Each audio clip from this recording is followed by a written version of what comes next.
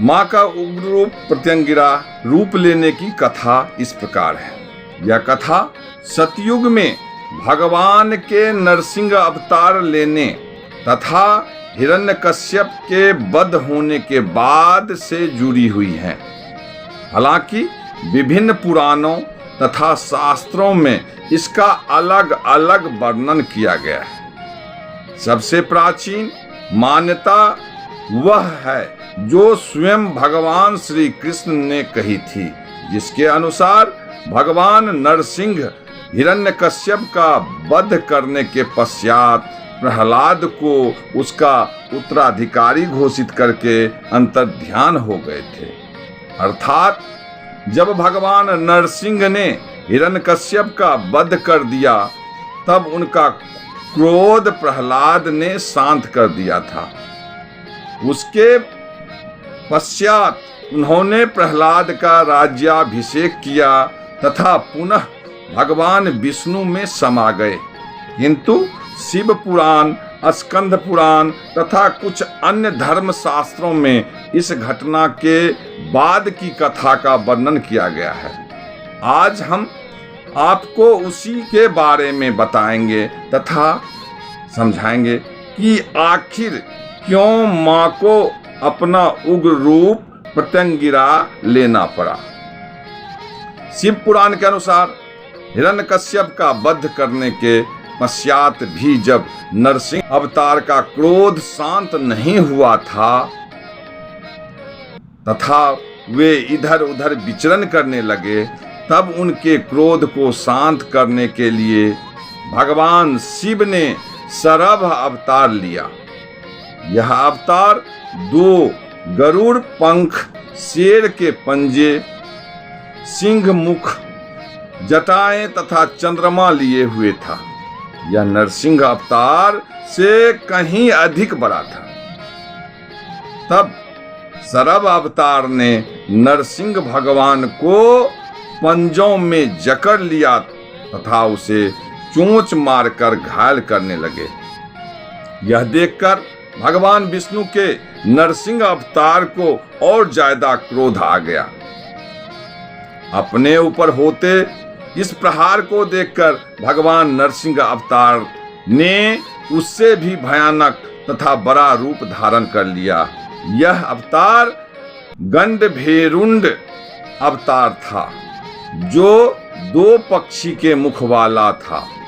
अब सरभ तथा गंडभेरुंड अवतार के बीच भीषण युद्ध शुरू हो गया जो 18 दिनों तक चलता रहा। उनके युद्ध के कारण तीनों लोकों में त्राहिमाम मच गया। दोनों के बीच चल रहे भीषण युद्ध को रोकने की शक्ति तीनों लोकों में से किसी के पास नहीं थी। देवता, दानव, मनुष्य सब भय के मारे कांप रहे थे। तब माँ आदि शक्ति सृष्टि के कल्याण के उद्देश्य से उनका युद्ध रुकवाने के लिए स्वयं प्रकट हुई। माँ देवी ने अपनी शक्ति के द्वारा भयंकर अवतार धारण कर लिया जिसका मुख शेर के समान था। उसमें शिव के सरभ अवतार, विष्णु के दोनों अवतारों नरसिंह व गंडभेरुंड की शक्तियां समाहित थी।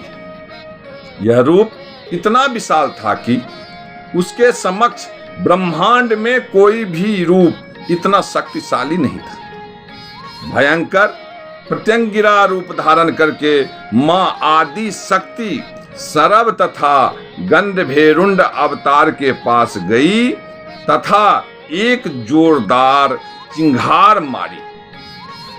अपने सामने इतने भयंकर तथा विशालकाय रूप को देखकर सरभ और गंडभेरुंड दोनों में भय व्याप्त हो गया।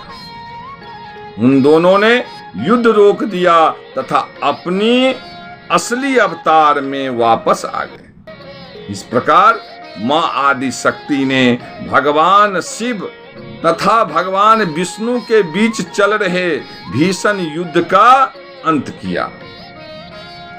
रामायण में भी मां प्रत्यंगिरा का उल्लेख मिलता है।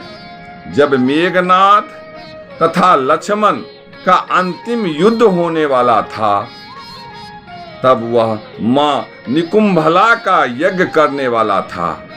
इन्हीं मां निकुंभला को ही मां प्रत्यंगिरा कहा जाता है। यदि वह यज्ञ पूर्ण करने में सफल हो जाता तो स्वयं भगवान श्री राम के लिए उसका वध करना असंभव हो जाता। इसीलिए हनुमान जी ने पहले ही उसका यज्ञ विफल कर दिया था, जिसके पश्चात लक्ष्मण ने उसका वध कर दिया था। प्रत्यंगिरा शब्द दो शब्दों का मेल से बना है, जिसका अर्थ होता है किसी प्रकार के आक्रमण, तंत्र, काला जादू को पलट देना। अर्थात मां प्रत्यंगिरा की पूजा करने से किसी प्रकार की नकारात्मक शक्ति, काला जादू इत्यादि के प्रभाव को समाप्त किया जा सकता है। मां प्रत्यंगिरा अधर्म रूपी कार्य कर रहे किसी भी प्राणी को दंड देने में सक्षम होती है, फिर चाहे वह त्रिदेव ही क्यों ना हो।